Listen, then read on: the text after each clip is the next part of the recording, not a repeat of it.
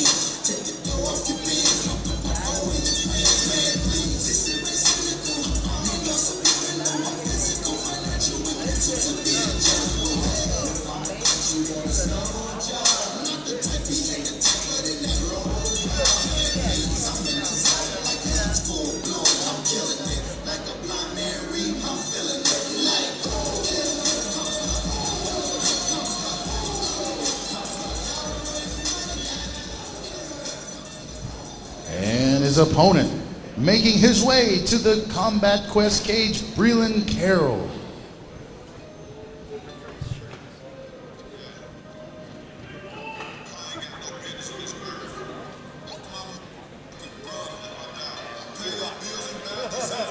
All right, ladies and gentlemen, we are bringing the first bout of the evening out to you guys.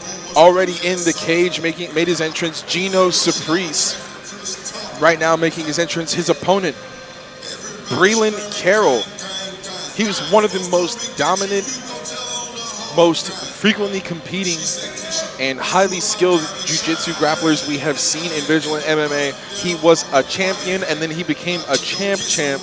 A very, very talented, high-level grappler, a purple belt now in Breland Carroll. It looks like he's going up against one of his most fierce opponents right now. Absolutely. He's got a black belt in the ring.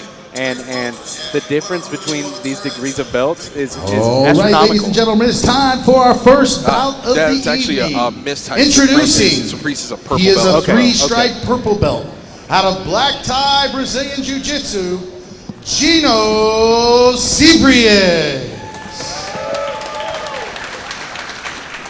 And his opponent, a man who needs no introduction, the former 7-time blue belt Vigilant MMA no-gi BJJ champ and a purple belt out of Checkmate Olympus BJJ, Breland Carroll.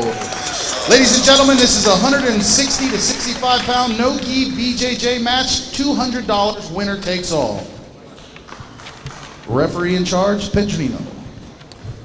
So both fighters are going to receive their instructions here. It's going to be 1 8-minute round. Just to give you guys a little bit of a background on Gino Ciprius, he was actually one of the first fighters that I got to report on here at Vigilant MMA. I believe it was back at Combat Quest 8 or 9 when I got introduced to Gino. He's a very, very talented young fighter. When I originally met him, he was a blue belt, now a 3rd degree purple belt, and pulling guard immediately here to open up this chess match that we're about to see here.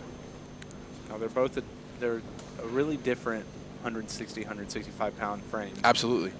Gino's a lot longer, a lot lankier, and that might come to his advantage. But as we've seen with Breland, he's flexible. He's got that limberness in his limbs that he's able to get into those awkward positions and be able to work from. No, absolutely. I mean, the long limbs can be both a gift and a curse, especially when you have an opponent as skilled as Breland. Because those long legs and those long arms could help you get into those positions, but if somebody's so knowledgeable and skilled like Breland, I mean, it's hard either way. Y'all know how much I enjoy just pure, clean jiu-jitsu, so I'm excited that this is starting our event today. Gino trying to go for the leg here. Carroll not allowing it, but keeping control of the wrist, locks in the neck.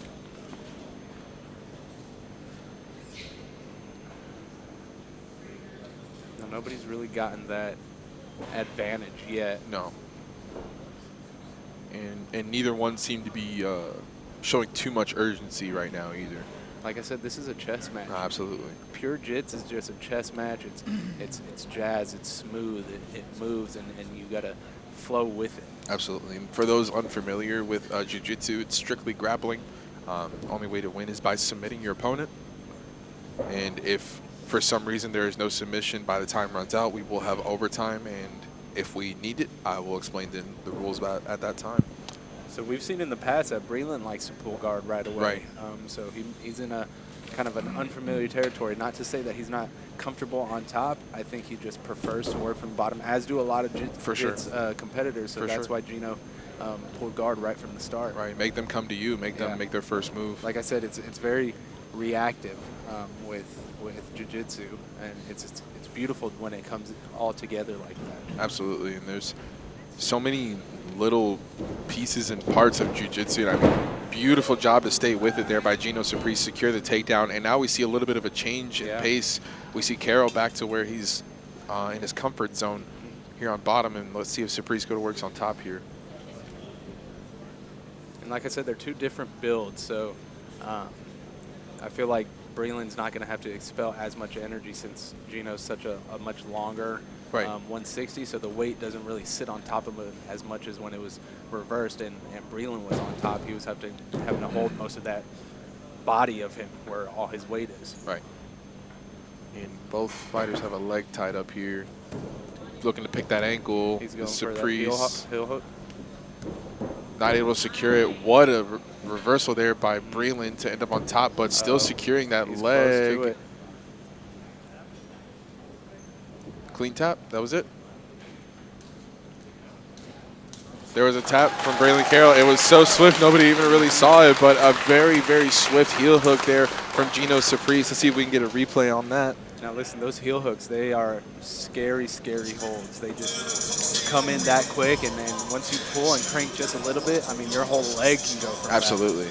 And I mean, as such a high-level competitor as Breland, you know your own body's limits, and you know when you need to protect yourself. And Breland did the smart thing there. A really, really slick win there from Gino Ciprius. Let's see this replay. And we see Gino secure the leg there. Ladies and gentlemen, our referee, Howard Pedrino, has stopped this fight via a heel hook for your winner, Gino Ciprius.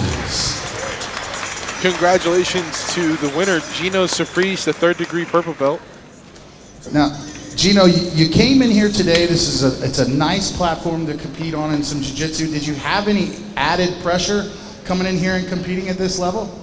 No, it's my third time here, so I'm getting a little more comfortable with it. He was tough, bro. I had to like really pay attention. I know he's multiple champ. He's well-rounded. Thank you to my coach, Charlie. He's here. My teammate, getting my leg locks up. He's right there. And thank you to my gym, Black Tie BJJ. On to the next one. Ladies and gentlemen, your winner, Gino Ciprius. Thank you.